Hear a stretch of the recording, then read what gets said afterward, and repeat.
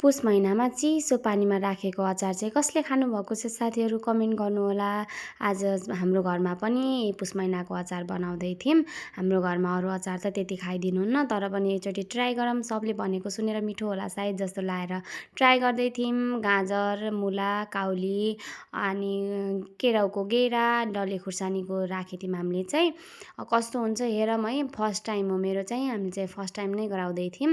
अनि बट्टा चाहिँ सानो भएछ क्या साथीहरू, राम्रोसँग सामानहरू राख्न नै मिलिरहेको थिएन। अनि हामीले चाहिँ सप्रम्म पारिसकेर चिसो पानी भरिदियौँ यसमा। अनि त्यस पछाडि कति हुन्छ भने अब ठिक ठिकै हो, माथिसम्म राखेको थियौँ हामीले पनि। हजुरहरू पनि ट्राई गर्न सक्नुहुन्छ।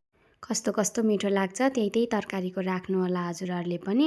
अनि मैले चाहिँ नुन हल्का, त्यो खुर्सानी राखेको नुन थियो हामीले चाहिँ घरमा हल्का भातसँग खाने भनेर राखेको, त्यो राख्यौँ। अनि थोरै त्यो नुन घोल्न चलाइदिएँ। मैले चाहिँ धेरै माथि टमक्कै आइसकेको थियो, यति बनायौँ।